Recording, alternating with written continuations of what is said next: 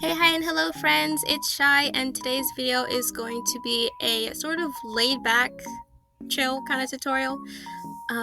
We're going to be looking at how to draw in the Sonic Rumble art style, specifically the emotes, because I've been slightly addicted to this game since it dropped, and the emotes are by far my favorite part to like collect and see everyone else collecting all the just the little chibi version of their favorite characters and spamming them before each race. It's just really fun and it adds a lot of charm to the game. So today I'm going to be taking you step by step of how I drew my OC in the exact same style from sketch to final.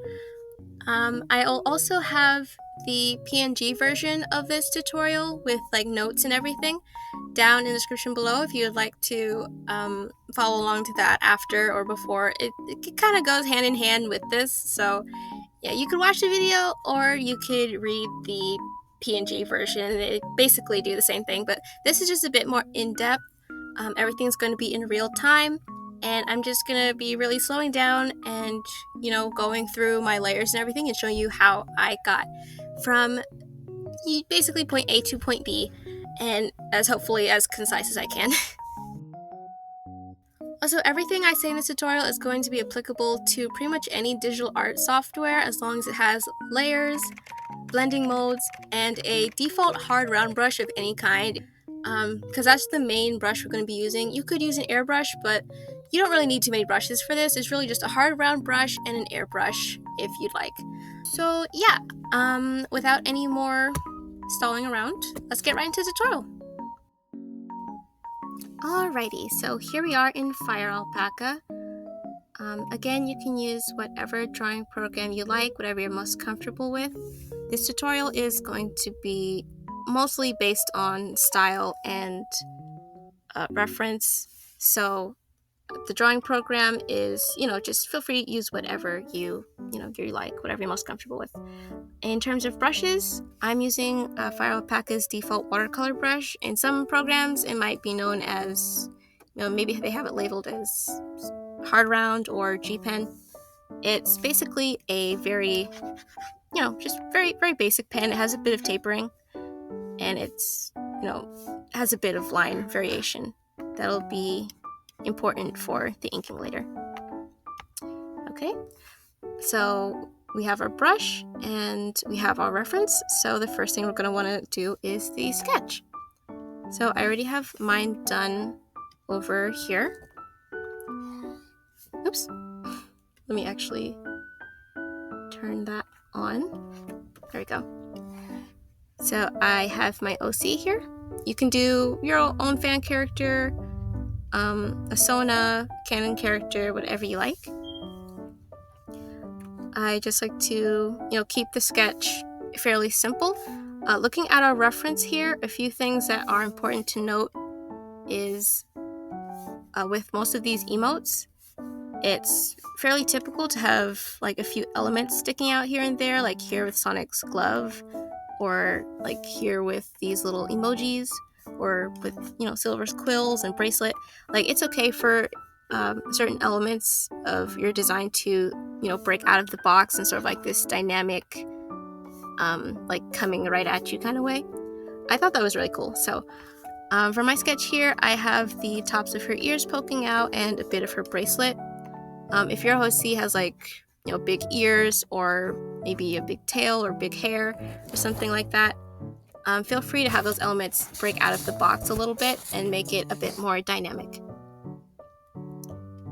And another thing I like to point out is clarity, readability. So for emotes, of course, they're going to be pretty small. So another tip I like to do is what I call the zoom out test. Just zoom out really, really tiny. Look at your emote from really far away, and if you can still tell who the character is, what they're feeling, what's the general vibe from a distance, then your sketch is pretty much good to go. So once that's done, we're going to move on to the border. First, we're going to turn down the sketch. I like to turn it down to about 20% and set it to multiply. That's like maybe a blue or a red color. So once that's done, I just turn that down, and, lay out the border. All of the Sonic Rumble emotes have this like cyan blue border around them. It's this color right here. So I'll just take that, make it thicker on some sides like it is right here, and thinner on some other ones like it is right here. So line weight is very important in this style specifically, but also in art in general. You don't have to do it. It's really just a stylistic choice. But for these emotes, it's used like a lot on like the muzzle and fur, and especially in the face area. But a general rule of thumb is that the outside is usually a lot thicker than the insides. So, just it really comes down to observation and studying your reference, and trying to see what they did, maybe why they did it, and then applying it to your own drawing. So for mine, I just laid out some outlines here. So I blocked that in white, and then I put in the line art of my character. I like to keep the eye highlight on a separate layer. And a note for the line art is that, again, looking back at the reference, because we are going to be doing this a lot, the line art is typically this dark navy blue color. They do have variations, like with the gray on Silver's fur here, or like the brown on like Sonic's muzzle, or the inside of Tails' fur.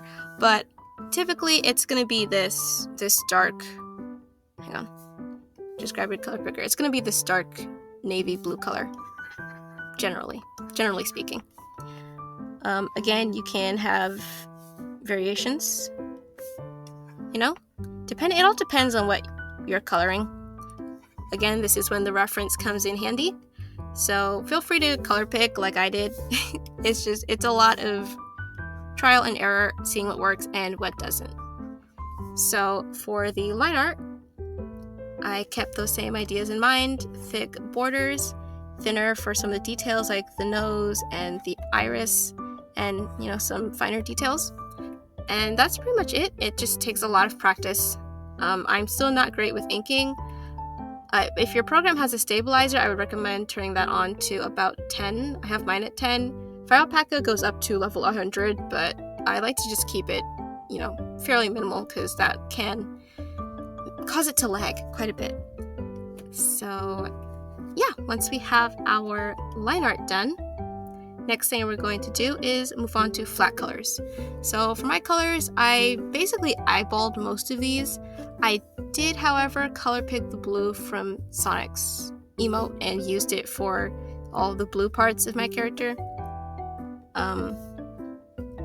You can color pick from other emotes from other canon characters if they share a similar color scheme to yours, but I mainly eyeballed most of these. Again, it's just like observation, trial and error sort of stuff. And next is highlights. So for the Sonic Rumble style, it's very flat, it's very cell shaded. I like how shiny and like gummy they look. It's very cute. So as you can see here, for Silver's, it's pretty close to a white. It's not quite perfect white. It's like, actually, I think that is perfect white. It's pretty close. Yeah, it's like a little bit off. But for mine here, I just wanted to make the highlights a bit more readable, so I just left them stark white for all the colors, except for the blue. I just color picked that again from Sonic's here and just, plop that in. But I did change up the shading a bit for mine. I kept most of the highlights relatively bright, and I just put a little like bottom shading there for the eyes. You can see here it's usually just a gradient from dark to whatever the darker color of whatever the color of the character's eyes. It's usually just a gradient from light to dark. I wanted to keep mine more cell shaded, so I just kept it a single spot at the bottom. No gradients. Again, you can do a gradient if you want. It's really just trial and error, seeing what works, seeing what you like, seeing what you don't like.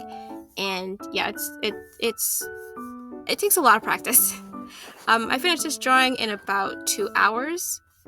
Again, heavily using reference as a guide. but you could definitely get a lot faster. You could definitely make like a good chunk of these as like a set once you get really good at emulating this style.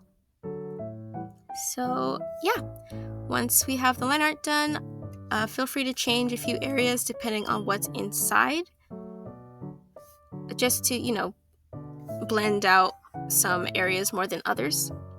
But in general, we're keeping the navy blue from earlier in mind. And yeah, I think that is basically it for the highlights. Again, you can add shading. It's very minimal, very tiny in most cases. Sometimes it's not even noticeable. But if you have like a lot of white, you could definitely use that. It wasn't very noticeable for mine, so I didn't use it. But you could if you want to. Again, it's all stylistic preference. And one more bit. We're almost done here. If you made it this far, good job. We are nearly done with your very own Rumble emote, but we're just going to add one more thing. So for most of these, and because I did want to animate this later, I decided to add a little top element. So I dropped in a few hearts for this one. I figured it was more like a, you know, like those emotes in the game that you can use before a match starts, or to like, you know, interact with the rest of your teammates or other players in the lobby. I figured this would be like a really cute like hi emote when you're just entering into like, you know, a new race or whatever. Here it's usually dependent on whatever emotion the character is feeling or trying to like convey in each one. Kind of like Tails is one here, maybe like this little dance one. This little confused silver. I thought this one was really cute. I don't know, it's like my favorite of him, of all his set. That was really cute. But for mine, I just went simple, did a few hearts. It's very basic. I just used the symmetry tool, drew a couple hearts, dropped in a pink base color and a single white highlight just on the edge. Again, keeping it simple, doing the zoom out test, making sure that we are on target. And yeah, as long as you can see it from afar, then you're pretty much good to go.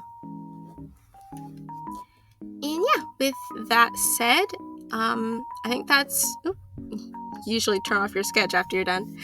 But yeah, that is basically everything that you need to know for, well, at least to get a head start in this style. Again, you can take what you like, leave what you don't, play around with a few colors, maybe play around with your posing or whatever type of emote that you would like to make. I hope this tutorial was helpful.